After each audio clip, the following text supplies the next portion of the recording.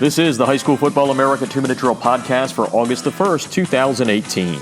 I'm Jeff Fisher. The High School Football America 2-Minute Drill is brought to you by the Debris Inhibitor Razor. Stop those pesky rubber pellets from field turf from getting into your shoes with a TDI razor that also gives you the great look of spatting without the high cost of tape. Today on the drill, I'm going to talk with one of the top coaches for a long time, the head coach of the Mater Dei Monarchs in Santa Ana, California, our defending High School Football America 2017 mythical national champs, and they start 2018 right where they left off last year, on top of the poll that is developed with our proprietary algorithm. Bruce Rollinson has been a Monarch since he was a player there, and he is a legendary coach. He's one of those guys that is able to carry legendary in front of his name, and last year, he led the Monarchs to the school's first ever Open Division state championship in California. Now, they did lose a whole lot of talent, especially in our National Player of the Year quarterback J.T. Daniels, who reclassified after his junior year, meaning he graduated early and he's already battling for his spot at USC. But Bruce Rollinson has a way of rebuilding. There was a lot of talent lost. He's going to have to rebuild the offensive line. And over the next 10 or 11 minutes during our chat with Bruce, you'll hear about what the Monarchs have to do this year to defend their mythical national championship. And it's a tough schedule with games against number 5 IMG Academy out of Florida, number 10 Bishop Gorman on the road in Nevada, and they also have that tough Trinity League grinder that includes number 4 St. John Bosco and Orange Lutheran, which this year is ranked number 41 on the High School Football America Preseason 100 that came out on July the 1st. So sit back and enjoy my conversation with Rollo. I love this man's voice talking about what he's doing right now in camp to get his Monarchs ready for the 2018 season. What is interesting, and no matter how much you talk about it to your staff or even myself, you have to, the short version is we got to go back to really coaching, because we've got a lot of young players. We have a lot of talent, Jeff, but we've got a lot of young players. And the point being is, I don't care how you mentally prepare for it. We got spoiled last year in the sense, of you had 10 of 11 offensive starters back, probably 6 to 7 defensive starters back. So the learning curve was shortened. The understanding of the concepts was shortened, and the teaching was simplified because of their experience. Maybe a couple of short boo-boos when you introduce something, and then they digested it and we moved on.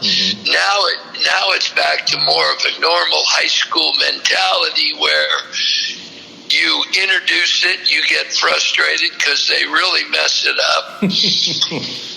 So then you start to do the repetitions, but the minute you introduce the next concept and go back to the old concept to practice later, they've already forgotten the old concept. So, but it's coming together, but you have to guard against a little bit of frustration, a little bit of, discouragement, and then you got to make sure that you don't allow negativity to enter into the realm of your thinking, which is a natural byproduct. The frustration and negativity rises up, and you've got to stay positive. And your gains are measured in smaller increments than they were in 17. But those gains are starting to show, that the brainwashing is starting to set in. And really what it comes down to is getting kids to understand that, you have to practice and concentrate and you got to put this thing together.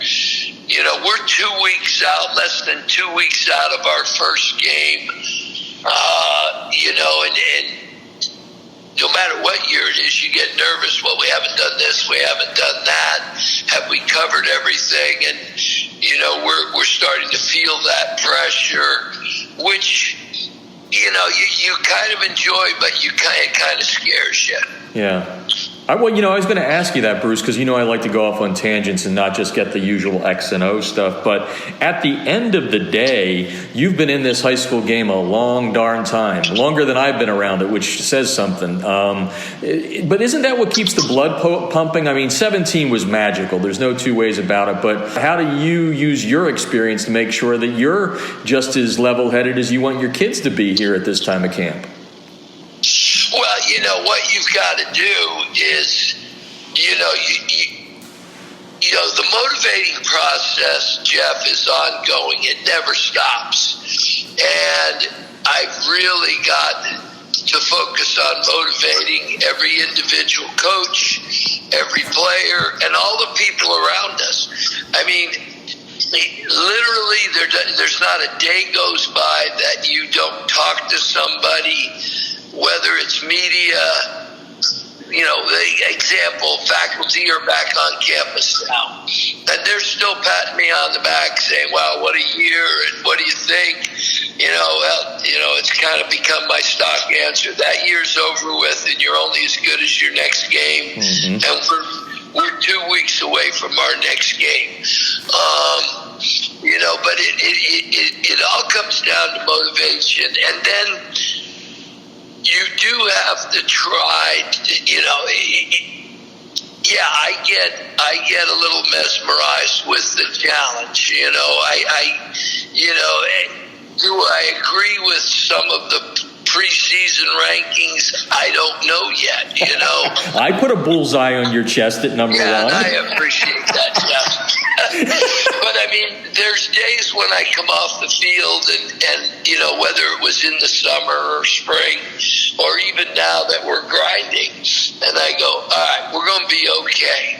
Then all of a sudden you get a kid that gets dinged, and that reveals to you another problem, because you go, okay, well, we're not really as deep as I thought we were, because based on that backup's performance, I don't want to put my career in his hands just yet.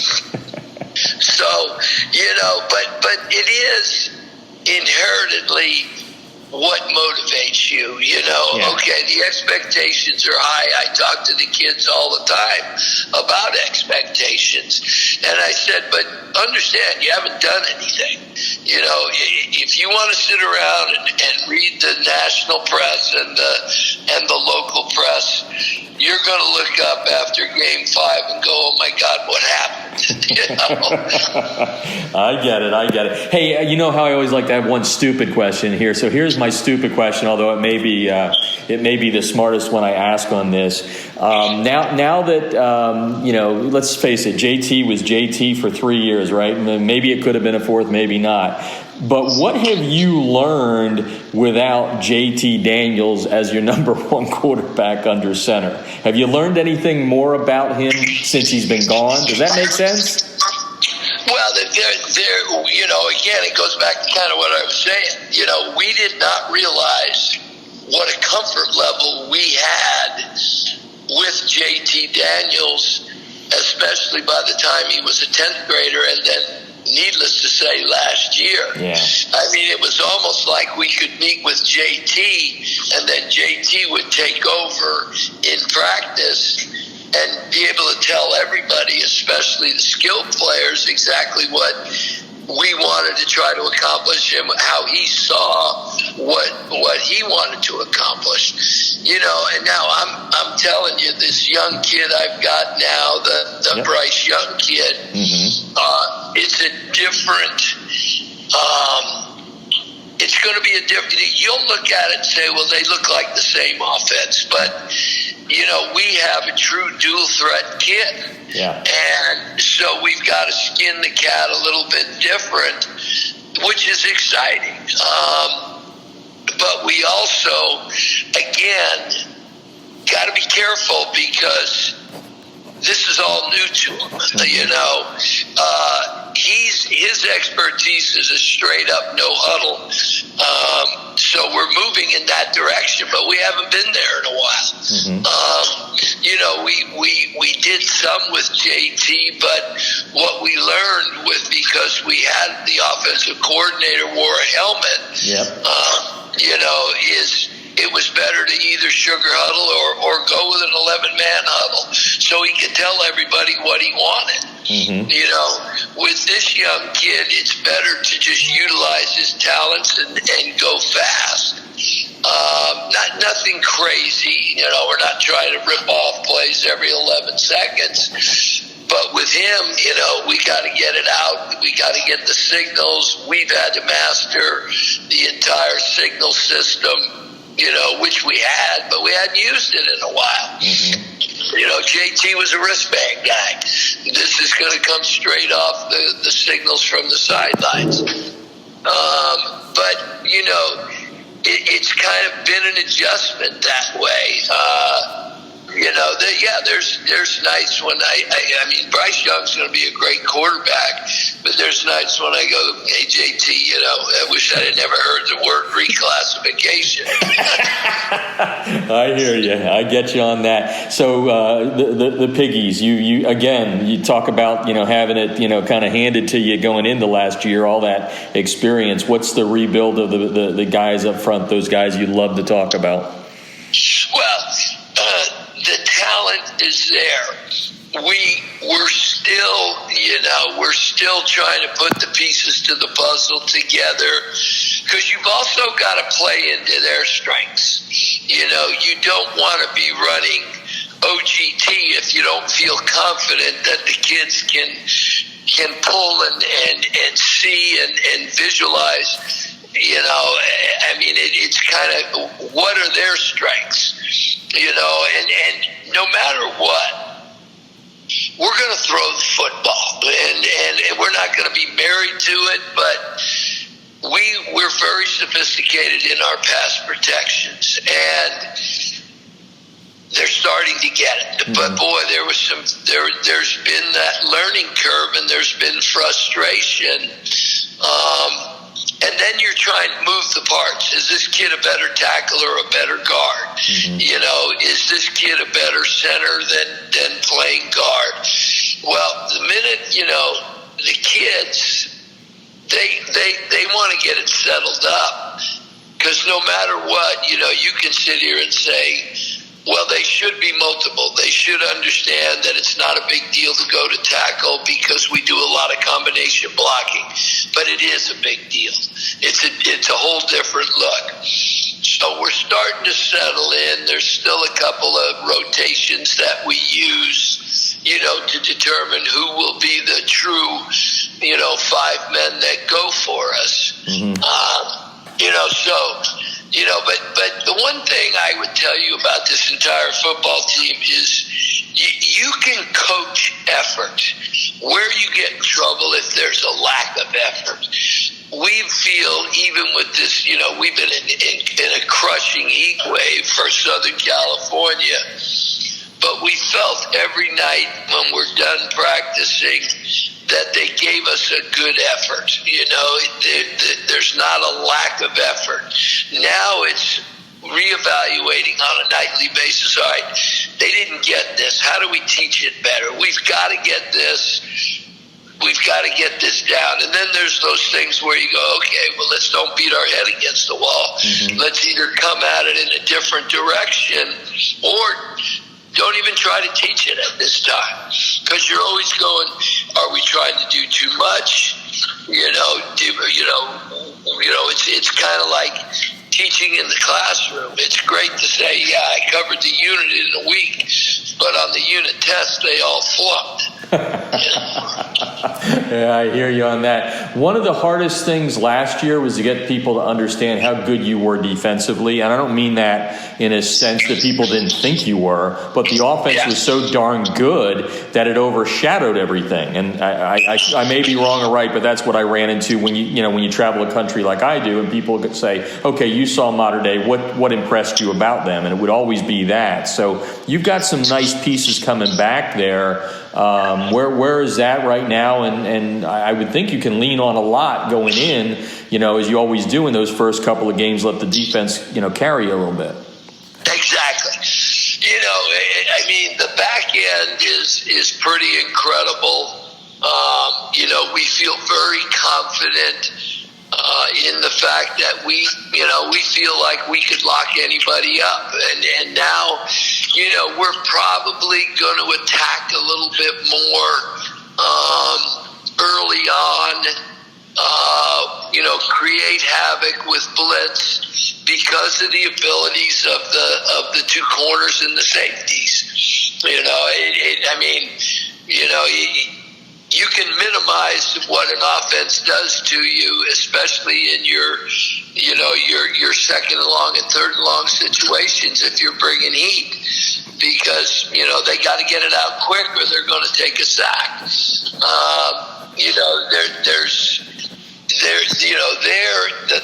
The moving parts are a little bit easier to decide on. Mm-hmm.